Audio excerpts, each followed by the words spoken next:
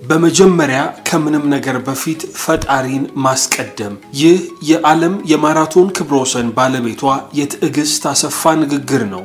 በመጀመሪያ በምንም ነገር ፈጣሪን ማስቀደም የትኛውም ሁኔታ ላይ ፈጣሪን ከፊት ካስቀደምሽ ወርቅሽ አትወርቂም። ትዕግስት አሰፋ ፈጣሪዋን ከሁሉ ነገር በፊት ያስቀደመችው አትሌት በትልልቅ ድሎች ስትንበሸበሽ አይተናል። ትልልቅ ድሎችን ማሳካት የቻለችው ይህቺ የዓለም የማራቶን ፈርጥ ትልልቅ የሚባሉ ስብራቶችና መጥፎ ጊዜዎችንም ለማሳለፍ ተገዳለች። ነገር ግን በዚህ ሁሉ መሃል ያለፈችው ትዕግስት አሰፋ አሁንም ስለ ቀናነት ታወራለች።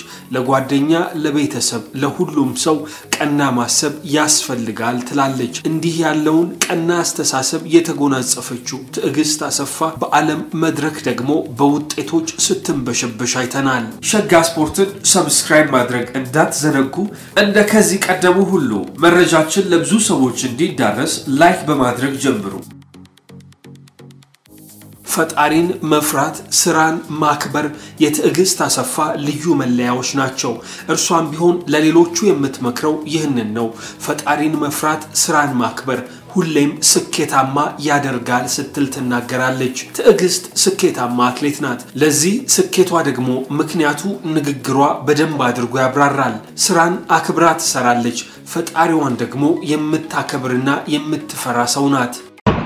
በመጀመሪያ በምንም ነገር ፈጣሪን ማስቀደም የትኛውም ሁኔታ ላይ ፈጣሪን ከፊት ካስቀደምሽ ወርቅሽ አትወርቂም።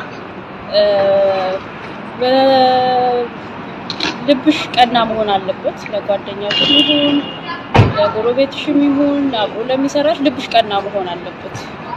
ስራሽን አክብረሽ ምትሰሪ ከሆነ ሁሌም ውጤታማ ነሽ። ፈጣሪሽን የምትወጂ የምታከብሪ የምትፈሪ ከሆነ ሁሌም ውጤት ካንቺ ጋር ነው። ትዕግስት ትልልቅ የሚባሉ ስኬቶችን በዓለም መድረክ በአትሌቲክሱ ለሀገሯም ለራሷም ማስመዝግባለች። ከነዚህ መካከል እጅግ ጎልቶ የሚነሳላት 2016 መስከረም 13 ያሳካችው የዓለም የሴቶች የማራቶን ክብረ ወሰን ነው።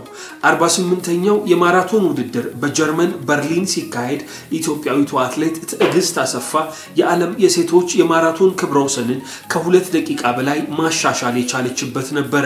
የበርሊንን ማራቶን ትዕግስት 2 ሰዓት ከ11 ደቂቃ ከ53 ሰከንድ በመግባት ነበር ያሸነፈችው። ይቺ የ29 ዓመት አትሌት በአውሮፓውያኑ 2019 በተካሄደ የሺካጎ ማራቶን በኬንያዊቷ አትሌት በብሪጊድ ኮስጊ ተመዝግቦ የነበረውን 2 ሰዓት ከ14 ደቂቃ ከ04 ሰከንድ ከ2 ደቂቃ በላይ አሻሽላ በመግባት ዓለምን አስገርማ ነበር።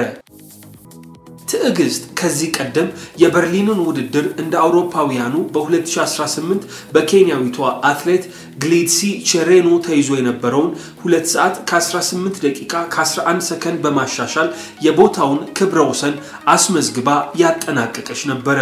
በጊዜው የበርሊንን ማራቶን ስታሸንፍና የዓለም ክብረ ወሰንን ስታሻሽል እምብዛም ትልቅ ትኩረት ሳይሰጣት ነበር ወደ ውድድሩ የገባችው። ከበርሊኑ ትልቅ ስኬቷ በፊት በማራቶን ውድድር የተካፈለችው 2 ጊዜ ብቻ ነበር።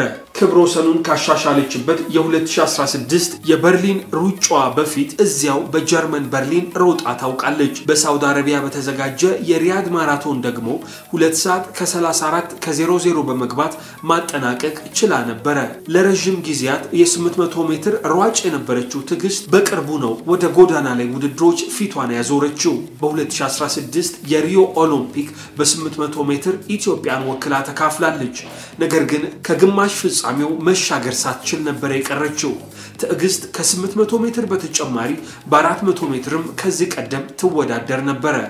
አትሌቷ ቀደም ሲልም የግማሽ ማራቶን ውድድሮችን ለማሸነፍ በቅታ ታውቃለች። በዓለም አትሌቲክስ ውድድር ከፍተኛ የሚባለው የፕላቲኒየም ደረጃ የተሰጠውን የበርሊን ማራቶንን አትሌት ትዕግስት አሰፋ በ2016 የዓለም ክብረ ወሰንን ስታሻሽል እጅግ ጠንክራ ሰርታ እንደነበረ በጊዜው ገልጻ ነበር። ከዚህ የበርሊን የዓለም ክብረ ወሰን ስኬቷ በኋላ ትዕግስት አሰፋ ሀገሯን በፓሪስ ኦሎምፒክ ወክላ ለመካፈል ችላለች። በፓሪስ ኦሎምፒክ በነበረ የማራቶን ውድድር እስከ መጨረሻው ድረስ አንገት ለአንገት ከትውልደ ኢትዮጵያዊቷ ሲፈን ሐሰን ጋር ተናንቃ የገባችው ትዕግስት በመጨረሻዎቹ 100 ሜትሮች መገፈታተር በነበረበት ውድድር የወርቅ ሜዳሊያውን ለሀገሯ ሳታሳካ ቀርታለች። ይህ ግን ትዕግስትን ሰብሮ አላስቀራትም።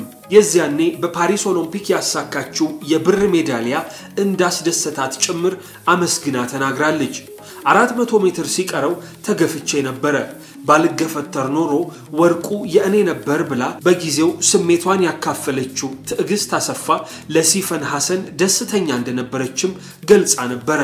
ይህ ደስታዋ ደግሞ የእውነት እንደሆነ ከዚህ ቀደም በሰማነው ቃለ ምልልስ ልንረዳ እንችላለን። እንኳን ደስ አለሽ በማለት ለሲፈን ሐሰን በጊዜው ደስታዋን ልካለች።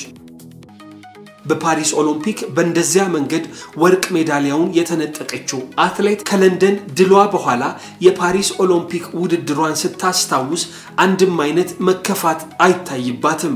ትዕግስት እንደውም በፓሪስ ኦሎምፒክ እንኳንም ተሸነፍኩ ነው የምትለው። በለንደን ማራቶን ላስመዘገበችው ድል የፓሪስ ሽንፈቷ የበለጠ እንዳበረታትና ጠንክራ እንድትሰራ እንዳደረጋት ትናገራለች። ፓሪስ ላይ የነበረ እውነት ለመናገር ቁጭት ነበር። በጣም ታግለን ስንመራ ነበር። ከኋላ ቀስ ብሎ በሚሄድ ሰው የተቀደሙ ያ ትንሽ ቁጭት ነበሩ። ግን እንኳን ተሸነፍኩ ነው ማለት ትሬኒንግን በደንብ አጥብቄ እንድሰራ ትኩረት ሰጥቼ እንድሰራ ነው የፓሪስ መሸነፍ ያደረገኝ።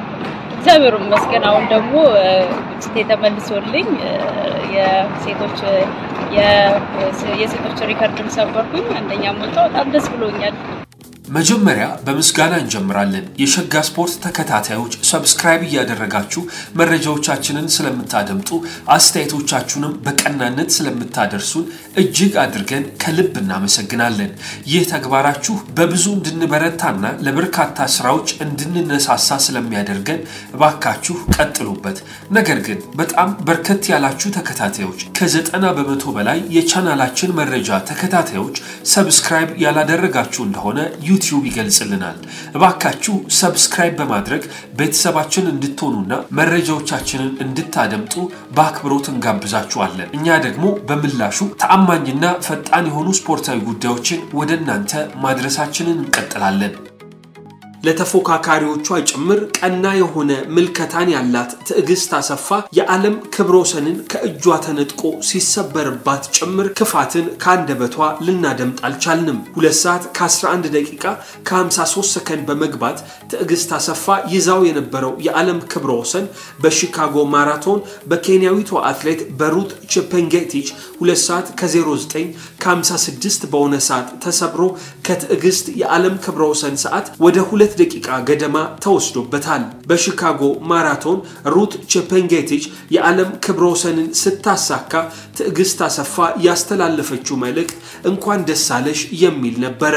ከዚህ ባለፈ ግን በርትታ ሰርታ በጥንካሬ ዳግም የዓለም ክብረ ወሰንን ወደ ሀገሯ እንደምትመልስ ትዕግስት አሰፋ በልበ ሙሉነት ተናግራ ነበር። ትዕግስት አሰፋ የዓለም ክብረ ወሰንን ከእጇ ከተነጠቀች በኋላ በቅርቡ በ45ኛው የለንደን ማራቶን ላይ ተካፋይ እንደነበረች ይታወሳል። ይቺ አትሌት የፕላቲኒየም ደረጃ በተሰጠው በለንደን ማራቶንም አሸናፊ ሆና አጠናቃለች። ያውም ደግሞ በሴቶች ብቻ የተሮጠ የዓለም ክብረ ወሰንን አሻሽላ አሸንፋለች። 2 ሰዓት ከ15 ደቂቃ ከ50 ሰከንድ በመግባት የዓለም የሴቶች ብቻ የማራቶን ሰዓትን አሻሽላ ነበር ማሸነፍ የቻለችው። ይቺ የቀድሞ የአጭር ርቀት አትሌት ኬንያዊቷን ጆስሊን ጄፕኮስጋይን ሁለተኛ፣ የፓሪስ ኦሎምፒክ ገፍታሪዋና አሸናፊዋን ሲፈን ሐሰንን ደግሞ ሶስተኛ አድርጋ ነበር ያጠናቀቀችው። ይህንን ስኬቷን ወርልድ ጊነስ ቡክ ኦፍ ሪከርድስ የዓለም አቀፉ የድንቃ ድንቅ መዝገብ ጊነስ እውቅና ሰጥቶ መዝግቦላታል። በሴት አሯሯጮች ብቻ ወንድ አሯሯጭ በሌለበት በዓለም አትሌቲክስ የፕላቲኒየም ደረጃ በተሰጠው የዚህ የለንደን ማራቶን ላይ ያስመዘገበችው ሰዓት አዲስ ታሪክ ሆኖ ተመዝግቦላታል። እርሷም ብትሆን በዚህ ስኬቷ ምክንያት ረብጣ ዶላሮችን ለማሸነፍ በቅታለች። ይህቺ የኢትዮጵያ ፈርጥ የማራቶኗ ንግስት ትዕግስት አሰፋ እንዲህ ያለ አስገራሚ ባህሪን የተላበሰችው ትዕግስት አሰፋ አሁን ትኩረቷ የዓለም ክብረ ወሰንን ወደ ሀገሯ ማስመለስ ላይ ሆኗል። እኛም ለልበ ቀናዋ ትዕግስት አሰፋ ይቅናሽ እንላለን። የዩቲዩብ ተከታታዮች ሰብስክራይብ በማድረግ ቤተሰብ መሆን እንዳትዘነጉ። ላይክ እና ሼር በማድረግ ለሌሎች እንዲዳረስ ማድረግ